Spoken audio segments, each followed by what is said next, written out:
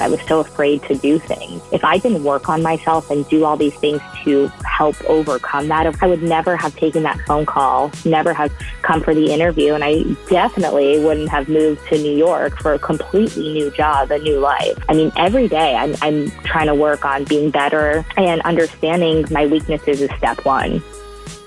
That's Brooke Butler, and this is the Powerful Ladies Podcast.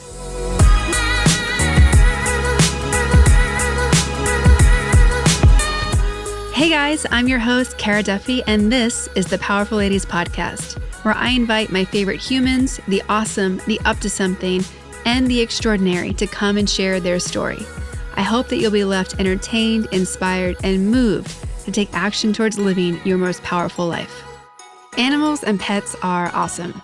Those of you that know me know that I am totally in love with my dogs Bandit and Brisket, and I'm a total sucker for any other such cute creature.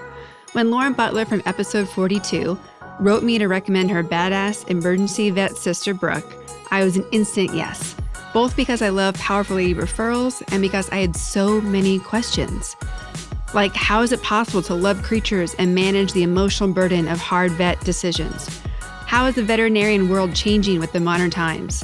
How does one become a badass emergency animal doctor? And what does it look like to be a powerful lady from the perspective of a veterinarian? We get into all of that, plus how to move across the country and why solo travel is a game changer on this episode. All that and so much more coming up, but first, if you're interested in discovering what possibilities and businesses are available for you to create and to live your most fulfilling life, please visit thepowerfulladies.com/coaching and sign up for a free coaching consultation with me. There is no reason to wait another day to not be living your best life, when you instead could be running at full speed towards your wildest dreams today.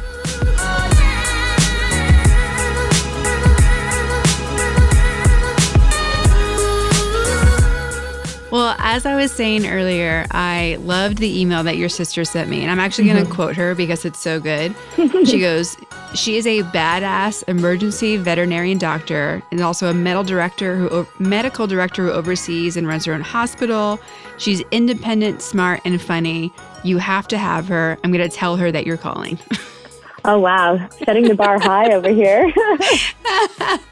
No, but it's awesome. So I would love to hear how you would describe yourself. So if you want to introduce yourself for the audience, that would be awesome. Sure. So my name is Brooke Butler. I'm apparently a badass emergency veterinarian, according to my sister. So I grew up in South Florida, born and raised there, West Palm Beach area. Came from a great family. Went to college at University of Florida. And, I loved animals, grew up with dogs.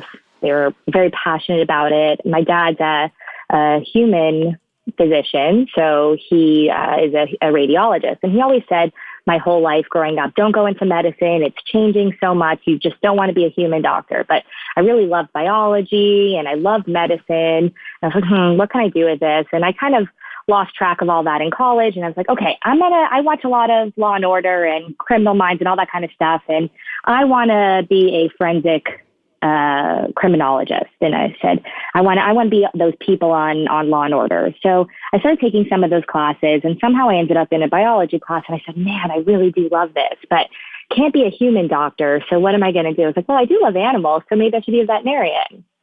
So I started taking more classes. I went on that track and I just loved it so much. And so I went to veterinary school at University of Florida as well. And I did my internship in Tampa, Florida. So I've always been in Florida. I love the warm weather. I didn't think I could handle anything else. And I did a year internship, and it's basically rotating. So you kind of go through all different specialties. You rotate through emergency, a bunch of different things. And I was 100% set on ophthalmology. I wanted to look at eyeballs for the rest of my life. I wanted to do surgery on eyeballs. That's all I cared about. And I did research and I shadowed the departments, and that was all I wanted to do. And then I had a little bit of a quarter-life crisis. I was 25 years old. I think my sister referenced her quarter-life crisis too.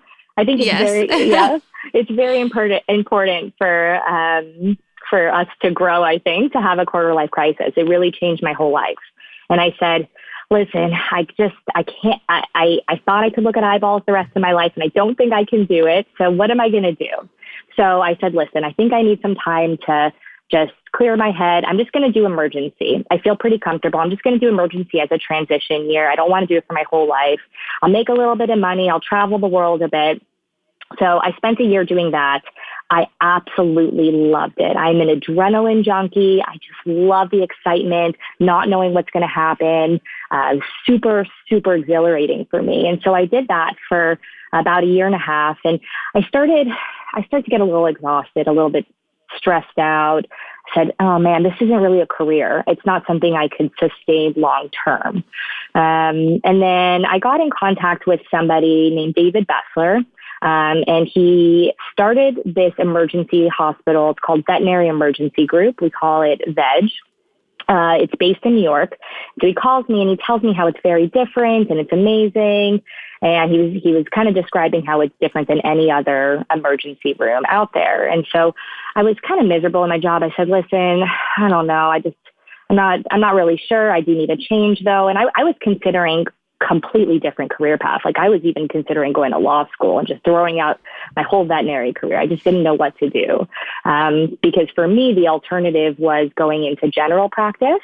And that's the typical veterinarian that you'll go to for your vaccines. And, you know, if your dog has skin allergies, they need a deworm or things like that. For me, it wasn't exciting enough for me. So I didn't know what I was going to do.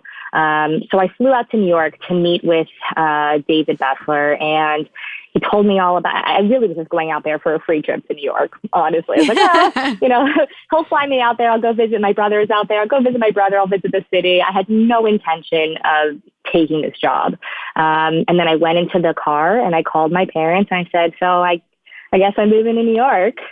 How cool. Yeah, it was, huge move for me. I've never been anywhere besides Florida. I've never been in a cold weather place. And my mom actually said, she goes, I don't think you're going to last past one winter. And so I moved to New York, and it was completely changed my whole life. And for the first time ever, I actually saw emergency veterinary medicine as a career, as something I could do forever. And so I started off just as an emergency veterinarian, trying to feel out the company a little bit, see if I like it. And then after a few months, they offered me a position as medical director of my own hospital. So I opened up this hospital in Union, New Jersey, and that's been up for about a year and a few months. And then just recently, I got a new job title as regional medical director. So now I am helping open and run and train all of the hospitals that open everywhere in the country except for the New York, New Jersey area. So when I first started, VEG had 2 hospitals in New York, and now we have 12. So in the 2 years, we had quite a large growth. And then in the next year, we're going to open another 10 hospitals. So it's a very, very fast growing emergency hospital. It's really, really exciting. That's really exciting. Congratulations. Thank you. Appreciate it.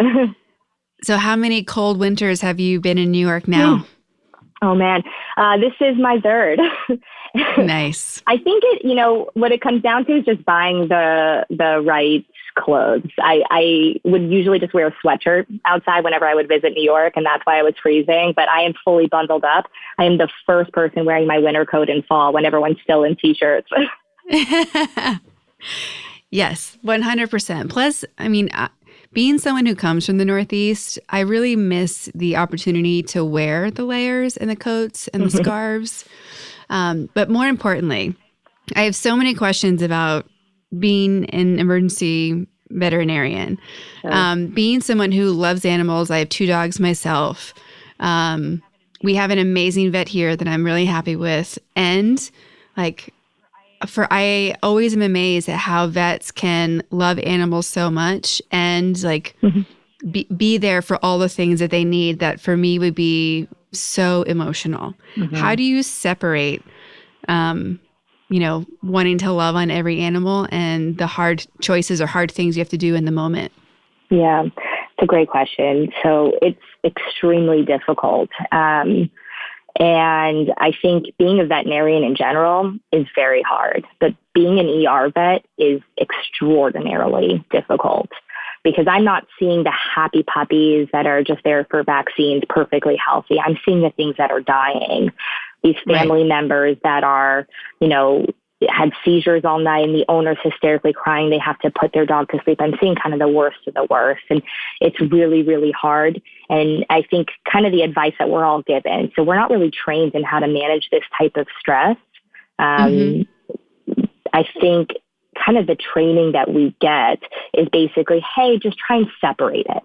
So when you leave your hospital, you just don't think about it. That was really the advice that I was given. And yeah, it works sometimes. Like you just have to kind of like dissociate from it. So when I'm euthanizing a pet, I'm just not really thinking, oh, I'm euthanizing this person's family member. Just ignore their feelings and ignore them crying. And of course I can do that to some degree, but it's still going to seep in. And I think, it's a major problem. And I don't think we get enough counseling or enough teaching on it to try and figure out how to handle it.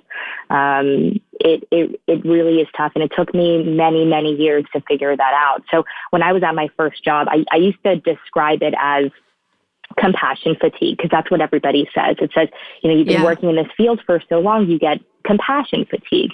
And, there's a lot of theories about that term, compassion fatigue. Is it that we are so fatigued that we are giving so much compassion to everybody that we don't have enough for our regular life? Or is it that over time we're losing our compassion? I don't think it's either of those.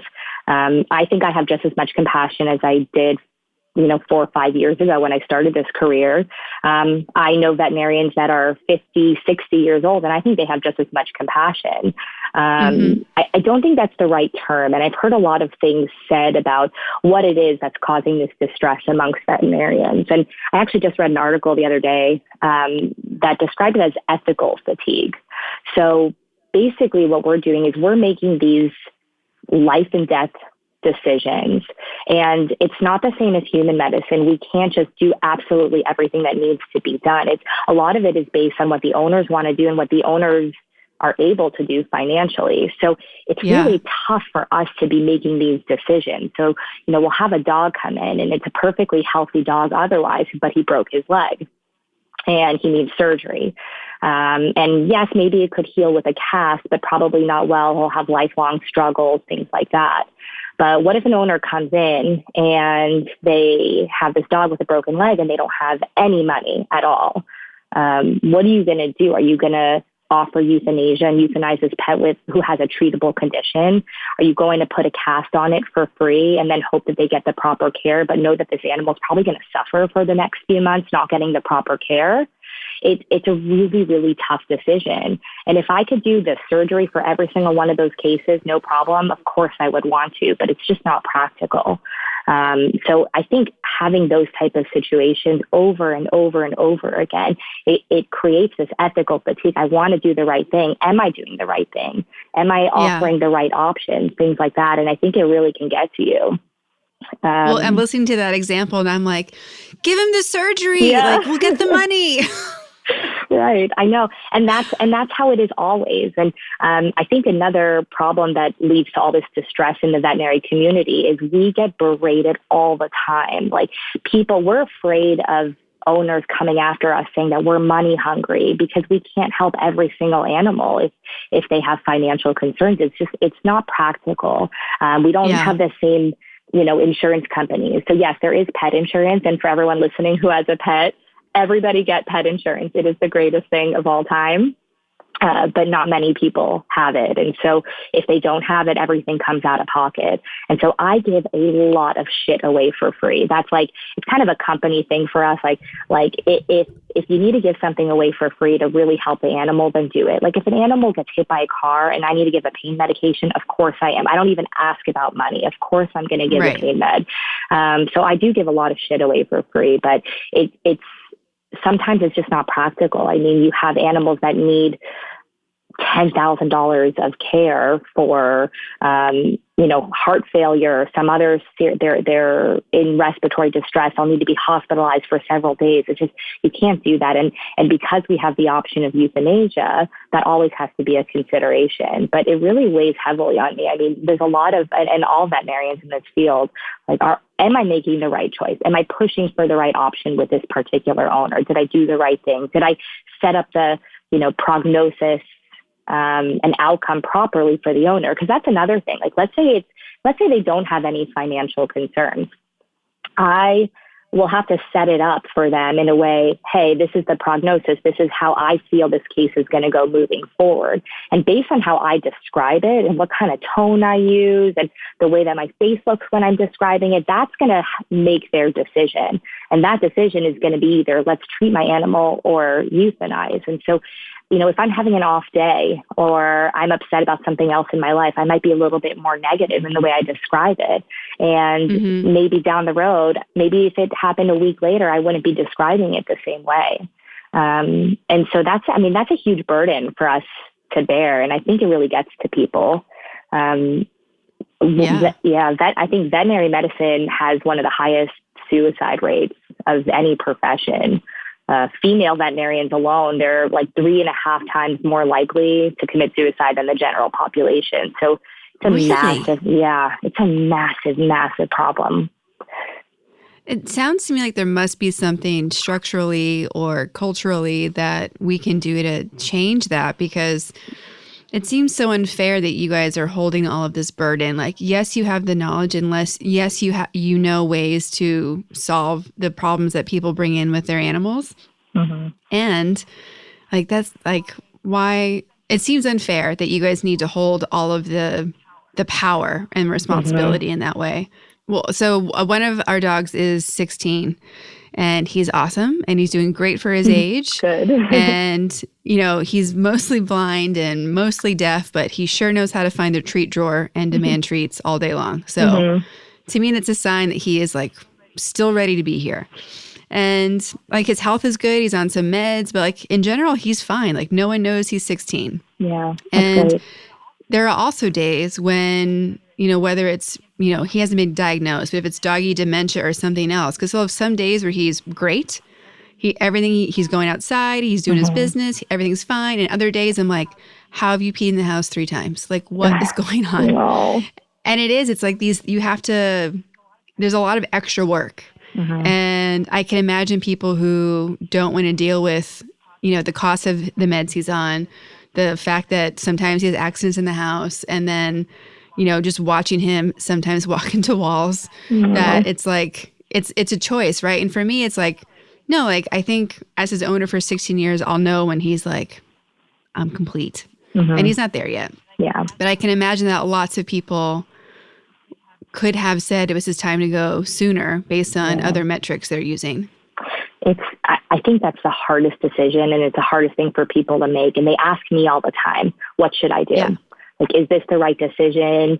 I will never, if somebody says I want to euthanize my pet, I will never say it's not a good idea unless the animal is perfectly healthy, which is very uncommon that I see. I think some general veterinarians, the daytime veterinarians will come across that sometimes. Yeah. I personally don't, and I'm so grateful for that because I don't really know how I would handle it.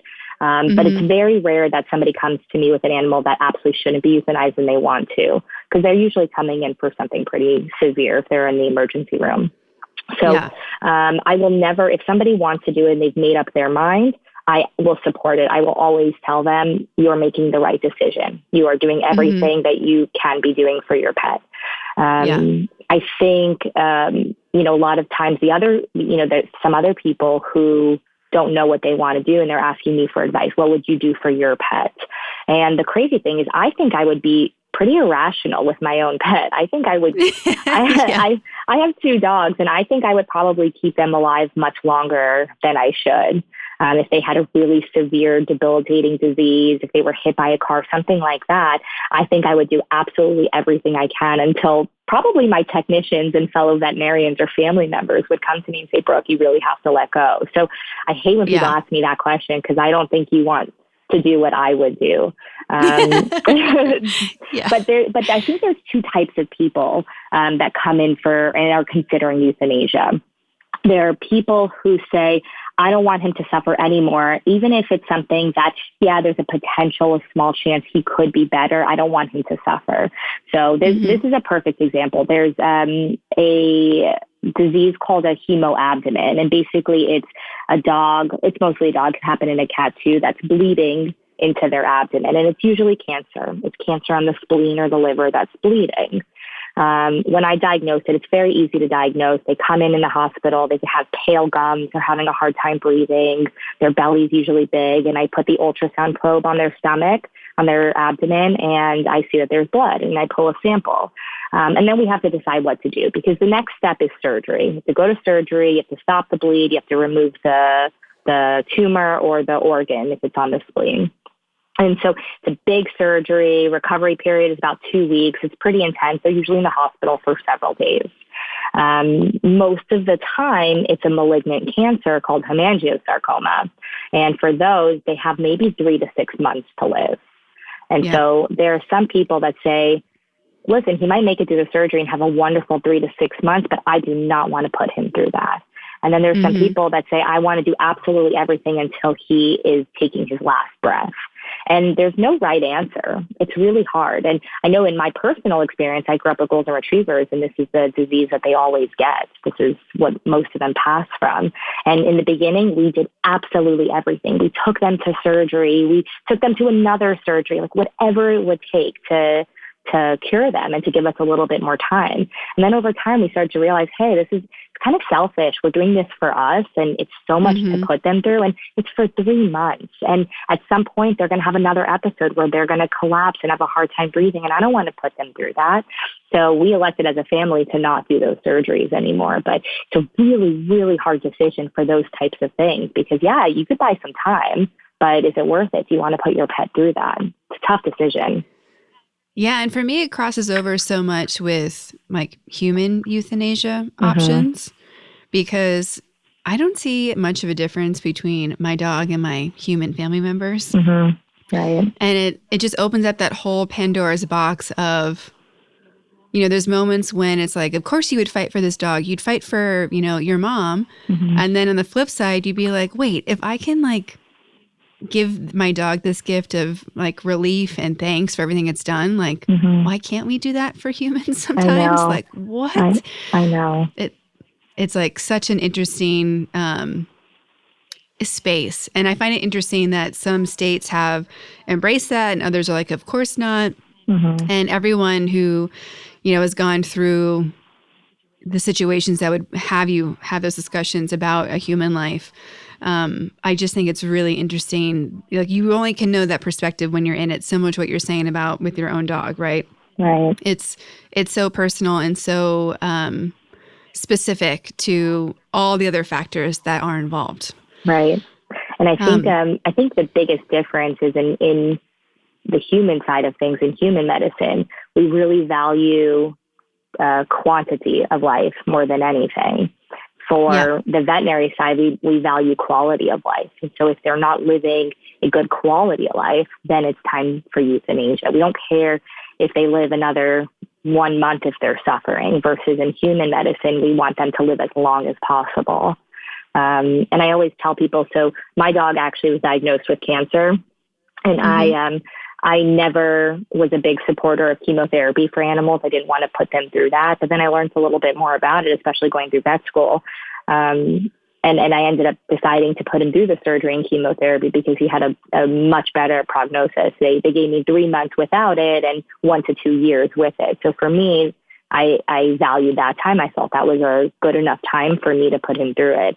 And the difference with chemotherapy in dogs and humans is, for humans, again, they value quantity of life. So you want to survive to make it to your daughter's wedding and to live through seeing grandchildren and things like that. So they give very, very high doses of chemo.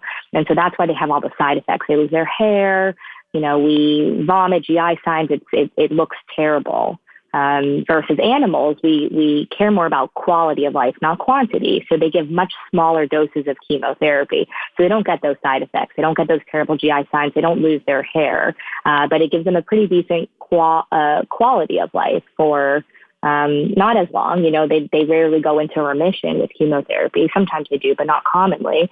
But it gives them a pretty decent quality of life. Well, what I think is so interesting as well is like when you were choosing between, law school, being a vet, being a forensic, I'm going to get the name right, but like a criminal investigator for the forensic side. Yeah. Like what do you see as the red thread? Like what was the why that was linking all of those options for you? I was kind of all over the place. I wanted something big. I wanted to do something big with my life. And I love being a veterinarian, but even while I was working as an emergency veterinarian, I wanted more. I want to teach people. I want to have aspirations that are possible and that I could reach for. I'm very goal oriented in my life. And so I really was looking for something that I could continue to grow and continue to be better in that position. And so that's kind of what led me here, especially coming to this company, coming to Veg. I was itching for more. And I've only been doing this job for 4 or 5 years, but I keep wanting to be better and I want to grow. And I felt like I kind of hit a limit in emergency veterinary medicine where, yes, I can continue to learn medicine, but I want to learn something else. And that's why I went more on the business side of things. I have that curiosity gene where I'm always like, yeah, but what if? Or how does it feel over there? Right. It could be a blessing or a curse. I'm not sure yet. Yeah, I understand that. So one of the pre-questions when I was prepping was, I imagine in your experience as an emergency room vet, like there must be some wild things that happen, like some ridiculous stories. Yeah. What are some that stand out for you? Okay. Oh, so many. I don't even know where to begin. So at Veg, we make sure that we see all species. So when people call me on the phone, I'll say, anything that can walk, swim, or fly through the door, we can see. So basically anything that fits through the door. So I've seen, you name it, I've seen it. I've seen iguanas and raccoons and squirrels, turtles. I once saw a 6-foot crane when I was working in Florida. So that took 5 people to hold down. Some of the iguanas we see are 7 foot long. Whoa. Yeah, really intense. Actually, I have a funny iguana story. There was this family and they had 3 cats and 2 iguanas and a few fish and I think a dog in their house, full house, completely packed. And they were all watching TV on and around the couch, and 2 of the cats were on the couch playing with each other, and they got into a fight and they fell over and landed on the iguana on the floor and broke the iguana's leg. Oh. So, yeah. And this was actually that 7-foot iguana. So they came in, we had 3 people just holding its tail, because the tail is so heavy and strong. So we had a few people holding them and we had to take x-rays and look, I saw the broken leg. We put a cast on it. And then I sent it to a specialist the next day, but that was quite an intense case. And that iguana must be just so pissed at the cats. Are you kidding? Get your shit together. I know. They actually said that they're all best friends with each other, which is the greatest thing. They're like, oh yeah, I swear they cuddle with each other. They're best friends. I actually have a really funny story. It starts off sad. Most of my stories are sad, so I'm trying to pick the more happy ones. But this family was moving from California to Florida, and they had a little cat, I think 2-year-old cat. And they were packing up all their stuff and the door was open. The moving company was going in and out. And they think that the cat just ran out of the house. They could not find her anywhere. And they were searching the house. They were around the neighborhood. They even stayed in town for a little while to look for her, and they couldn't find her anywhere. And they were all devastated. The kids were crying. They were so upset. They got to Florida. They said, listen, we'll keep signs up. We'll pass our phone number out to all of our neighbors. Hopefully somebody will call us. So they go to Florida, they drive to Florida, they unpack all their stuff, and their couch was wrapped in, the saran wrap They wrap the couch with it. And they opened it up and the cat just pops out of the couch. No. Yeah. The movers just tied him in, didn't even know that the cat was in there. He was probably hiding because he was scared. And he just got saran wrapped with the couch. I know. Was he okay? He was perfectly fine. They rushed him over to the vet. They were freaking out. They were all hysterically crying. He was a little skinny, so we gave him some food and water, gave him some fluids overnight, but he was perfectly fine. It was such a crazy story, but they were so relieved. Yeah, it was probably like at least a week, 10 days. I think it was a quick trip. I think it was only about 2 days or so. I don't think he would have lasted without water for much longer. But they got lucky. They got really lucky. Oh my goodness. Yeah. So, and if that happens to anyone else, they're going to have the poor movers unpacking every box. Yeah. Especially a cat. Like you never know where they're going to end up. Right. I know. Oh. Well, we also have a bearded dragon, and she, we put her out in the patio. She likes to sunbathe and just be outside of her terrarium. No. And the puppy we rescued a puppy that a friend found in a box in May. And she's awesome. Her name is Brisket. Oh. And she really wants the bearded dragon to play with her. And at first we're like, be nice, like who knows who could hurt who at this point. Right. And we had put Jenga, the bearded dragon, out in the patio, and she's sunbathing on the couch out there. I forgot that we had shut the door to keep the puppy out from getting her. And then something happened, opened the door, I'm on a call, and next thing you know, I look outside, and the puppy is curled up, like trying to put her head and paw on the dragon and like sleep with her. Oh, I was like, man. No way. So I totally understand the idea of the iguana and the cats being friends. Oh, that is so every once in a cute. while, they're sweet, but Brisket still wants her to play tag, and the dragon's not so excited about playing tag. Oh, that's so cute. I love all these interspecies relationships. I think it's so cute.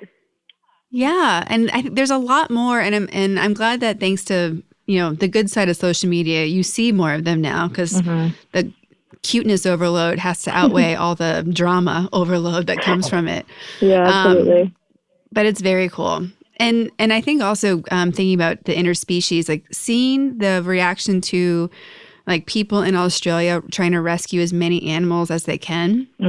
Like it just, to me, it's the silver lining within what's happening to poor Australia right now. I know. But it's like up to like a billion animals.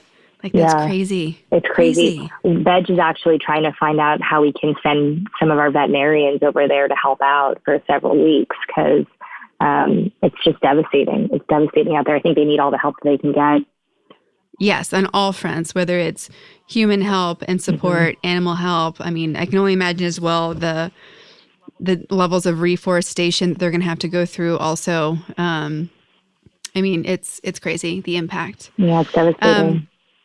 When we were talking before about how like the fatigue that vets go through, what are things that you do to really like self-care to keep yourself at your best and also to take some of that stress out?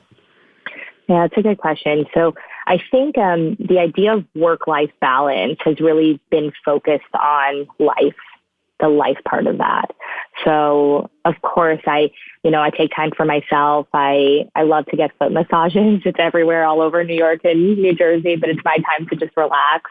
I travel. That's a huge thing for me, especially solo travel is really big. I love to travel alone and to strange destinations, places where there's not a lot of tourists. But I think the biggest thing for me that's helped me stay centered and focused and loving my job is the work part of that work-life balance. And I think that's the part that's kind of forgotten. And I've worked in many emergency hospitals before that they just don't focus on that. They don't focus on having their employees love their job. And that's why this place that I'm at now, Veg, it has totally transformed the way that emergency medicine is, both from the customer aspect of things and also from the employees. So they really identified what the problems are, and they said, okay, we're going to solve this. So, for example, emergency veterinarians, we work nights, weekends, and holidays. So we have tough schedules. I work 14-hour overnight shifts. I'm always working on the weekends. On Thanksgiving and Christmas, when everyone's with their families, I'm working. So it can be really tough. And some of the problems that we face is, one is that we don't have time to eat because we're so busy. And then it comes to 3 a.m. when we finally have a break and there's no place that's open, or it's really hard to eat healthy because the only place that is open is like a Papa John's. So what they did is they said, okay, we're going to order Instacart. We're going to order a food delivery service. You choose what kind of food you want and we'll deliver it every week for you guys. So we know for sure that you have food there and healthy food options. Lack of sleep. So obviously we don't get much sleep. We're working 14-hour overnight shifts. We're on strange schedules. And so they really encourage that we sleep on our shifts. So we take like shift work during the night. So if it's slow and we only have 1 or 2 inpatients, the technician will stay awake and I will sleep for an hour and then wake up and we'll do treatments together, or vice versa. The other thing is, some people don't have time or money for vacations. We're working so hard. So the company takes us on retreats. I'm actually in Florida right now. We just left our retreat here, and they take the employees and their families for just like a nice, relaxing vacation. They do a lot of stuff for us. And so it's really about identifying those problems. And then you look into the more serious things like depression, and, suicidal thoughts and all of that. And we have a lot of resources available to us through the company to help with that as well. I think another thing is trying to identify those factors before they become so severe. I think that's another really important feature. And so we've been talking to different life coaches about, hey, how do we kind of change our perspective and change our behavior here so that we don't lead down that path?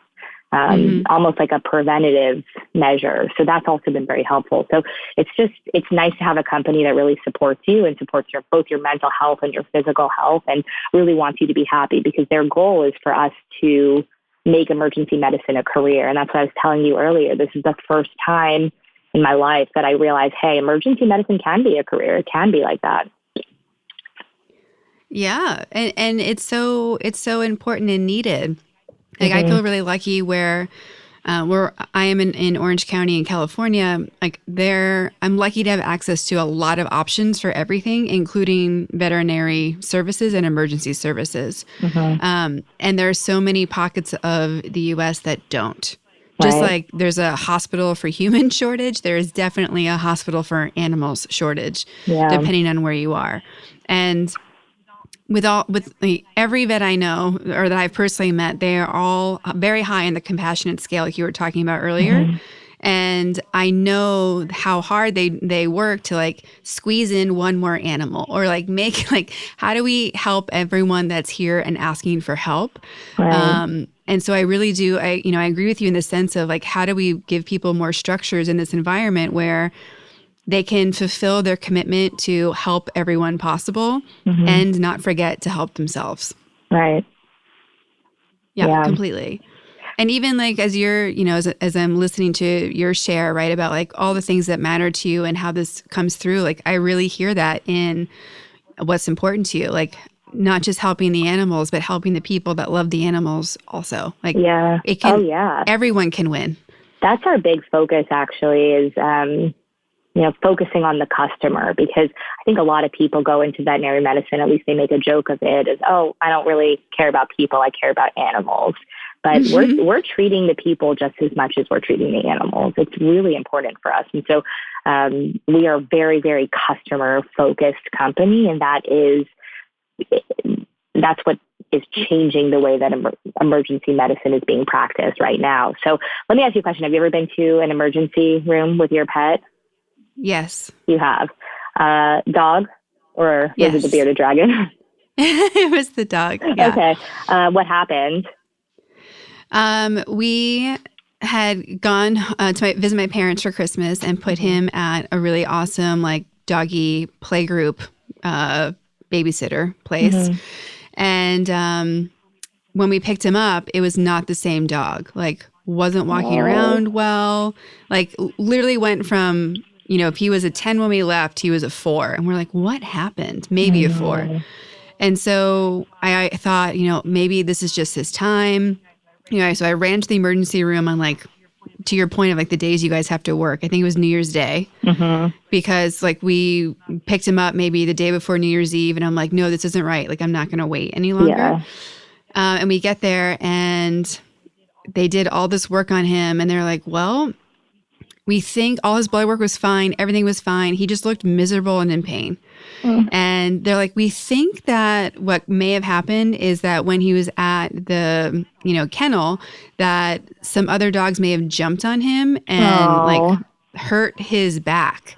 Because he's an older guy who doesn't look like he's an old guy.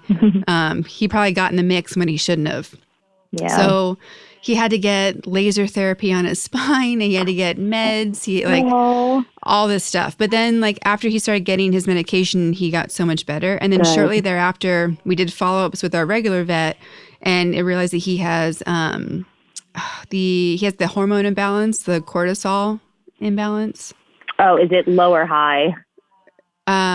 He's low. No, he's high.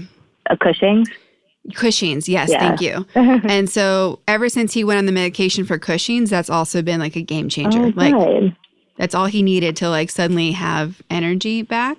But yeah, it was I mean, I was a mess taking him to the vet, like trying to like be normal.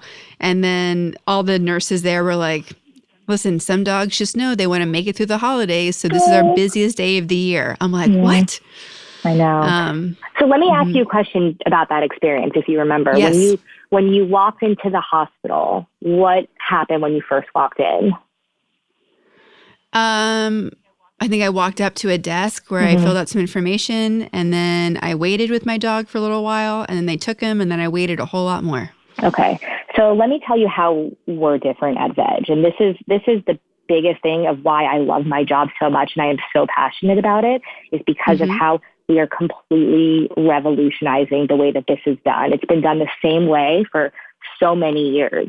What we do is when you walk through our hospital, you don't fill out any paperwork.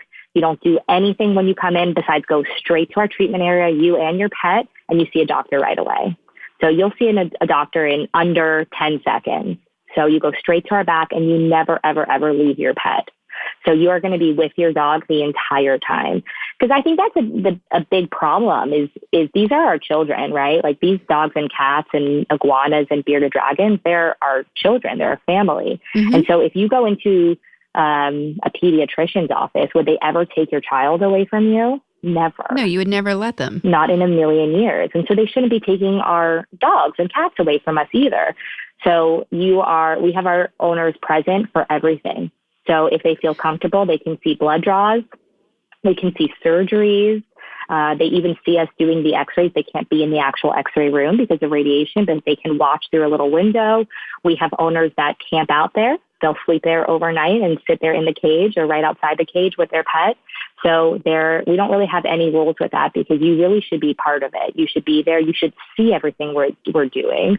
That's another thing. We get yelled at a lot for, why am I spending all this money? What are you even doing back there? No one really sees it. So we have a very open, transparent way of practicing medicine, so you can see absolutely everything. And also, the animals are much calmer with their owners there. If the owner's there and talking to them and petting them, and sometimes the owners hold them while we place catheters and draw blood, they're so much calmer, so much happier, and the owner is much happier. Because when my dog was getting chemo, I was at another hospital and I was in the lobby and somebody comes in and they're holding their limp dog, their dog who can't move, unconscious in their arms. And they took the dog away and brought the dog to the treatment area at the back. And the owners are sitting there in the lobby pacing and crying, not knowing what's going on. Like, is my dog alive? Is it not? Like, they have absolutely no idea. And that's a terrible feeling. And so we decided, hey, listen, this has to be completely changed. And David Bessler tried this out in one hospital and realized, hey, this is revolutionary. And we are literally the only emergency hospital doing this in all the world. It is. And I guarantee you in 10 years, every single hospital is going to end up doing this. This is going to be the norm. They're going to be like, what? They used to separate animals? That's crazy. No, for sure. And like, I'm just even thinking about, my own pets, that they're so much calmer if I'm there. Like, of course, there's so much of a stress element, right? Like if they can just calm themselves down, like everything, you can't get, I imagine it's so hard as a vet, right, to get like the correct heart rate and everything else because this dog is under stress on top of whatever else they're dealing with. Right. So to have their owner there, just that alone to like just calm the pet down. I mean, even, Bandit being a geriatric dog, like when he goes to get grooming, I'm like, listen, if he's fighting you in any way about this because he doesn't know what's happening, I'm like, just call me because I just want the job done. And if I'm holding him, it won't be an issue. Like, just call me. Yeah. So it seems so obvious, right? Like, of course you're going to have the owners there, but I don't know why no place has ever done it until Veg said, we're going to do it. We're going to change this. And I'm telling you, it's revolutionary. And the other thing that I think leads to so much fatigue and distress in the emergency veterinary field is we get yelled at a lot, or I used to at least. So in my old job, I used to get yelled at all the time. People saying, you're trying to kill my dog. You don't know what you're talking about. You're trying to steal my money.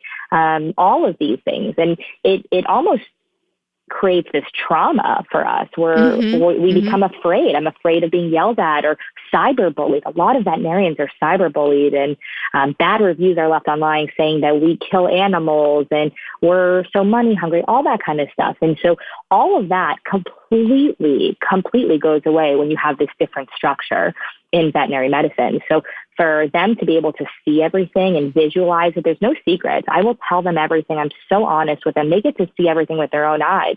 And like I said earlier, I give a lot of shit away for free. So if I see a little puppy that's lying on his side and not really responsive, I'm just going to check a blood sugar and see what it is before anything. I'm not going to ask them for money. I don't want them to put money down. I'm just going to do it because it's what needs to be done. So open transparency, it just totally changes the game. And instead of getting yelled at now, I get cards and cookies and treats.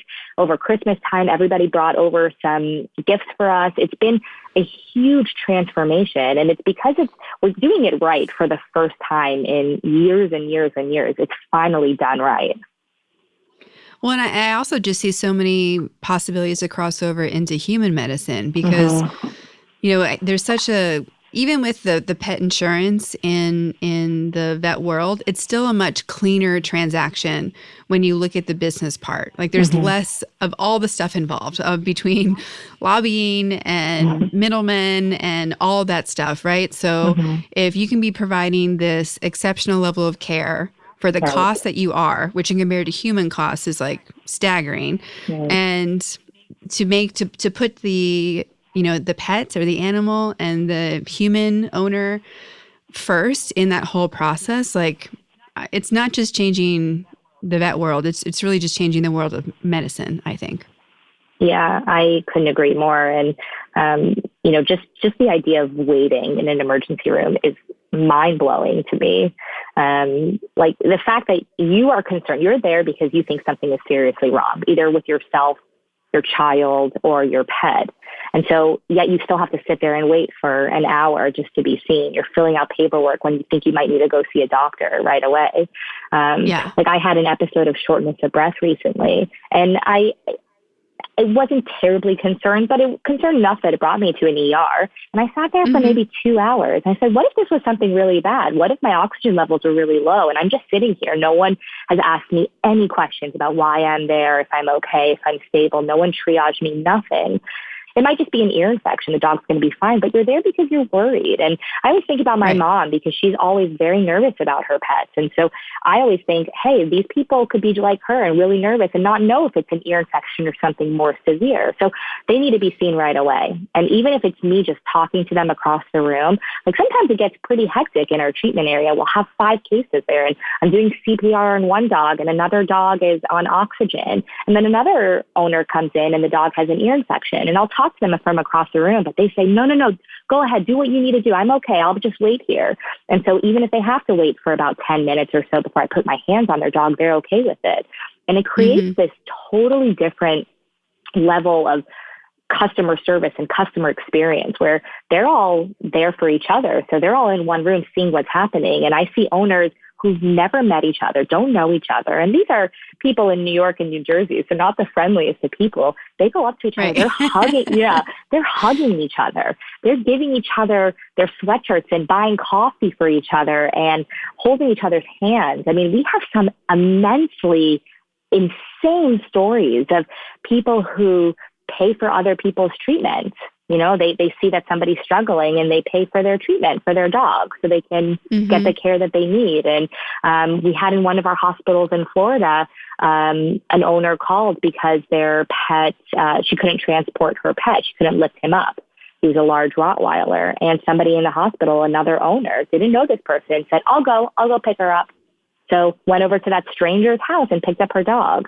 And it's all just because everybody's in that back in the treatment area, seeing everything that's happening. They see what we're doing as doctors, what my staff is doing. They're seeing what all the other customers are going through, what these pets are going through. Like I'll have one owner holding oxygen for a completely other animal, someone that they don't even know.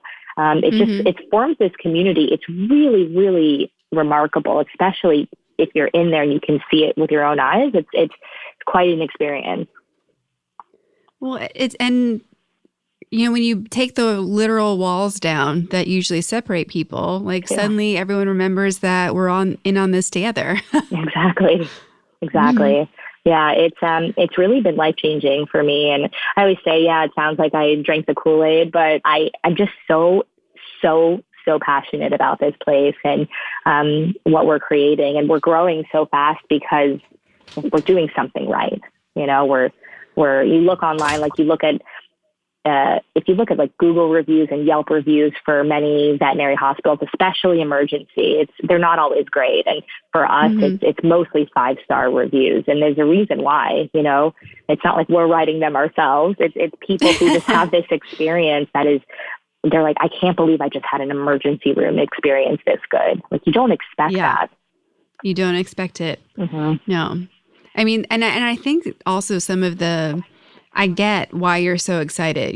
With a lot of the clients that I work with, we talk about how if you can align the work you do with one of your love languages, it changes everything.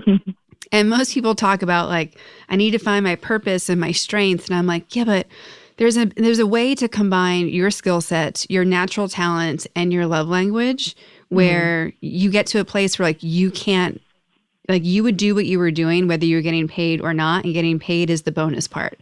Right. Because when you feel it that way, you can't but not share. You can't but not go above and beyond. You get energized from it instead of it always taking from you. And how lucky for you to be in that space right now where your values, your skills, your talents, what matters to you have all kind of aligned at this moment in time to be yes, my job is awesome and I get to help people experience it better on all facets every day. Yeah. And I think I try and use everything that you just said to help lead my team. And I think that's what has gotten me to where I am now at Veg is I'm trying to use this enthusiasm, which is real. I mean, it's so profound how much I love both emergency veterinary care and Veg itself. I just love what we do. And I'm trying to inspire people and get them, just as enthusiastic as I am over this, because I'm trying to enable them to act and create this sense of ownership. So if you go to my hospital in Union, New Jersey, I have the most incredible team there of technicians, assistants. I work with a practice manager there who's fantastic as well. And they all have this sense of ownership in this hospital. They love what we do. They love taking care of these customers and the patients. And they have so much passion for it that they feel like it's theirs. And that to me is a success. If they have this sense of ownership of this hospital and they want it to succeed, I've done something right. I don't know what it is, but that to me is a success. If my team is this happy, our another big thing at our company is our culture. We want to create a really positive culture, and you walk in and you can just feel it. We're a family, and our whole motto is to lead with love. I know it sounds kind of hokey, but we just want to, I truly love every single person in that hospital. I really do. And we just have this family vibe to us, and we understand each other and we're there for each other. And so they all have grown so much over the past year and a half that I've been with them. It's incredible. So now that I've spoken to two butlers of the family, Yes.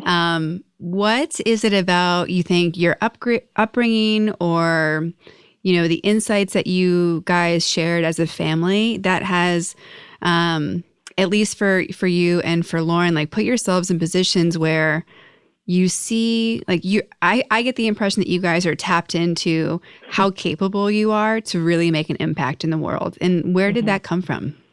Interesting question. So both my parents are extremely supportive, but in very different ways. So my dad is one of the smartest, hardest working people I have ever met in my life. And he came from nothing and he built a very successful life for himself. And he's a human radiologist, like I said earlier. I have to differentiate human versus animal for this type of stuff. Everyone always laughs at me. But yeah, he's a human radiologist. He created his own company. He's a businessman, entrepreneur. He's so intelligent and so hardworking that it was really inspiring for all of us, I think. And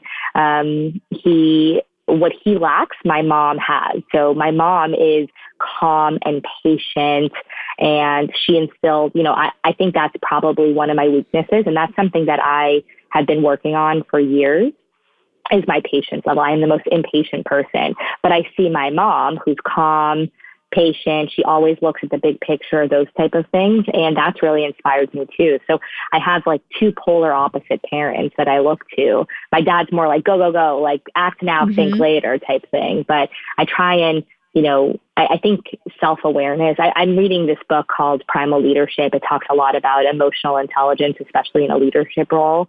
And it talks a lot about self-awareness. And for me, that completely changed my life is when I was able to be aware of myself and my emotions and recognize that my emotions have an impact and be able to have an accurate self-assessment of myself, like know my strengths, know my limitations. Like when I started to realize that, it totally transformed my life. And for me, one of those big things is I'm extremely impatient and I anger easily, which are things that I get from my dad. But I've looked at my mom my whole life, who is the opposite of that. She's very calm and very patient, and it's really inspiring, and it really helps me on different aspects. So I think my sister as well, we get some different skill sets from each of our parents. And we also get weaknesses from them, but we learn from the other one almost. So it's quite interesting. Yeah, no, it's I find it really fascinating when you stumble upon a family that like the whole group is dynamic and powerful and like just taking charge of crafting the life they want versus the one they're given. And that's so much what we talk about on this podcast of like whatever life you want to have, like it's totally possible. And so I love tapping into people who are, chasing what matters to them and they're going for it and they're making it all work. Like it doesn't mean it all works all the time, but overall we're moving in the right direction and you can feel it, I think, when you are.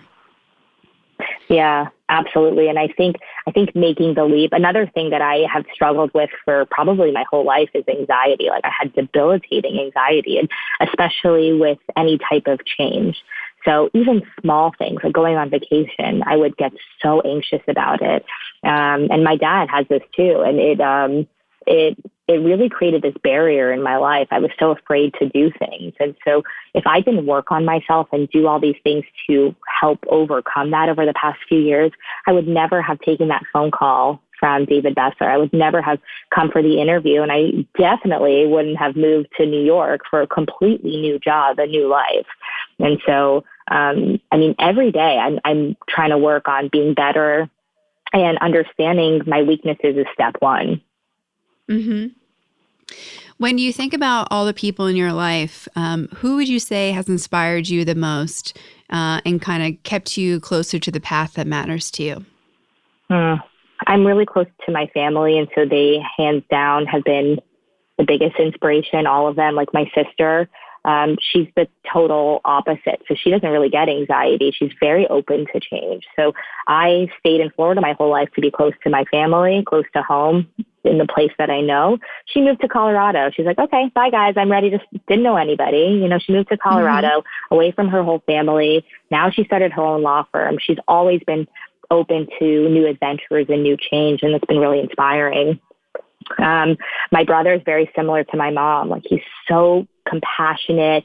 He's so patient. He has, 2 twins. And so he's just a wonderful father to them. He's really an exemplary human being. So my family's been really inspirational, but with regards to this specific career path and where I'm at now, I know I've talked about him a few times, but, the CEO of the company, David Butler, he was an emergency veterinarian. He still is. And he started this company, and he has mentored me since I came here. And he's the most exceptional leader I've ever met. Like, he's taught me everything I know. And just sitting with him for 5-10 minutes, I feel like I'm a better person. It's just been he's so inspiring. And I don't think you can talk to one person that's met him and doesn't just love him right away. He's really passionate about what he does. He's an extraordinary leader, and he teaches all of us so much about how to be better and lead a company to excel and to be happy and focus on culture. And it's really remarkable. Very cool. When you are not fully immersed in all things veg, what are you doing? What are you taking on? And what are the things that you're up to in 2020 to bring some of that work-life balance? Oh, that's fun. Yeah. So I love to travel. Like I said earlier, I think, I told you a little bit earlier, I have anxiety really bad. And so I've been working on it for years and years. And I grew up in a household where we didn't really take medicine for things. Like, if I have a headache, I'll wait it out before I take an Advil, things like that. So I always tried to find other ways to deal with my anxiety. And one of them is doing things out of my comfort zone. And that is solo travel for me. So when I finished my internship, I think it's like 2015 or 2016, had no money. You make no money in your internship. So I was about to start my job, and I said, listen, the only way I'm going to start it is if I can get 2 months off. So I got 2 months off. I said, I'm going to just travel the world. I want to do everything that I want to do in these 2 months. And so I opened up all these credit cards. I had no money to my name, but I showed them the letter, my contract that had for next year, but I had no money in my bank account. And I just went into crazy credit card debt, but I traveled all around. I went to Iceland with my sister, and then she went back home, and I just traveled around Scandinavia. And it was I had no plan. I just went there. I didn't even have a flight home. I just went there. I traveled. I met so many people, had some crazy adventures. It was absolutely remarkable. And so for me, I've kind of built on that over the past few years, and traveling alone, really pushing myself physically. And so that's something that I love to do. And I hope that I'll have a few trips planned in 2020. My sister and I are thinking about going to Slovenia. So that's our next trip. I'm not a runner at all. Like, some people, they just are born runners. Like, they can run 10 miles outside, no problem. I don't know if you're that person or not, but I definitely am not. I am not. My boyfriend doesn't need to train, and he can run a half marathon, so it makes me angry. It's wild. I can't run 1 mile without training. Like, I'm just not a runner. But 2 years ago, I decided I'm going to run a marathon. I want to push myself. And so I trained for about 6 to 8 months, worked my ass off, and I ran the New York Marathon. So it was exhilarating. It was a wonderful feeling. So I'm hoping that maybe I can do that, maybe another marathon this year. I'm thinking maybe Chicago. Very cool. Yeah. We ask everyone on the podcast where they put themselves on the Powerful 80 scale, 0 being average, everyday human, and 10 being super powerful 80. Where would you put yourself today, and where would you put yourself on average? Where would I say that again? Where would I put myself today?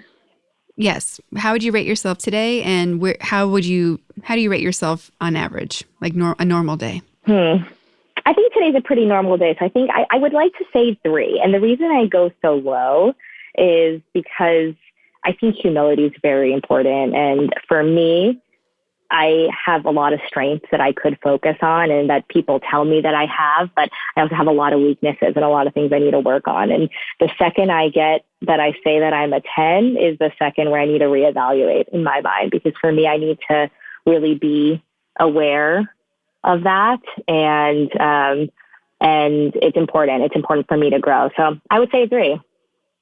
I like it. Thank you. Mm-hmm. As you know, for people who are inspired by your story and, are hesitating to go after the path of veterinary medicine of any kind, or to take the leap and move to a place that seems scary and far from, what matters to them, what tips would you give them, and how would you guide them in making decisions and making it happen?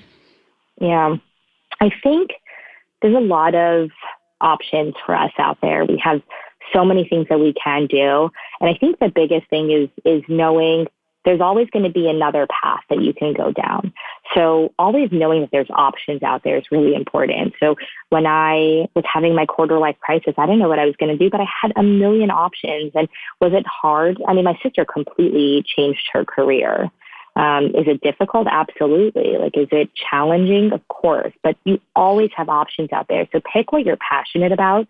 If you love something, if you truly are passionate about what you do, you'll find a place there for it. And there's always many different paths, and you just got to seize opportunities and not be afraid.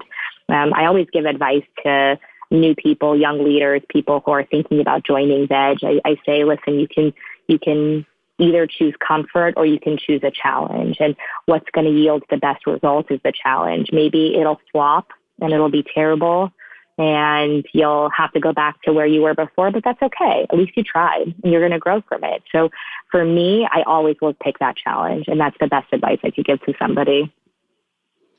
Awesome. Well, thank you so much for being on The Powerful Ladies, being a yes to what we're up to, being a yes to your sister's recommendation. This has been such a pleasure, and I'm so excited for everyone to hear your story. Oh, thank you so much. I really appreciate it. This has been wonderful.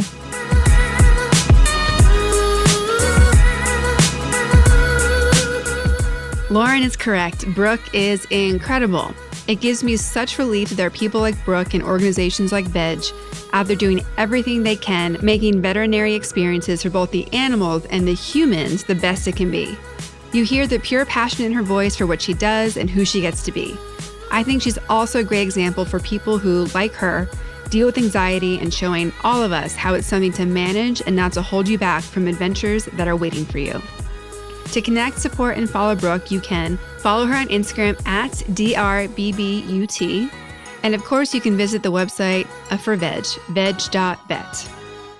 All other ways you connect with her and show notes from today will be available on thepowerfulladies.com/podcast in her show notes. I hope you've enjoyed this new episode of the Powerful Ladies podcast. If you're a yes to Powerful Ladies and want to support us, you can subscribe to this podcast anywhere you listen to podcasts. Make sure to give us a 5-star rating and leave a powerful review on Apple Podcasts. You can also be one of our Patreons for as little as $1 a month at patreon.com/powerful ladies. We can get access to exclusive content that we're making just for you. Follow us on Instagram at Powerful Ladies and be sure to subscribe to our YouTube page. And of course, visit our website, thepowerfulladies.com, for all the latest news, details, and updates. I'd like to thank our producer and audio engineer, Jordan Duffy. Without her, this wouldn't be possible. You can follow her on Instagram at Jordan K. Duffy. Thank you all so much for listening. We'll be back next week with a brand new episode. Until then, I hope you're taking on being powerful in your life. Go be awesome and up to something you love. This episode of The Powerful Ladies is made possible by our Patreon subscribers. Did you know that for as little as $1 a month, you can support this podcast? You can send us love, tell us that you want more. You can support all of our events and all that we're doing in the world to fulfill on our full circle of empowerment. It starts at $1 a month. That's less than the coffee you're drinking a day. And there's so many more levels that give you more bonuses and fun things and behind the scenes information. So go to our Patreon, patreon.com/powerfulladies, and support us today. Thank you in advance.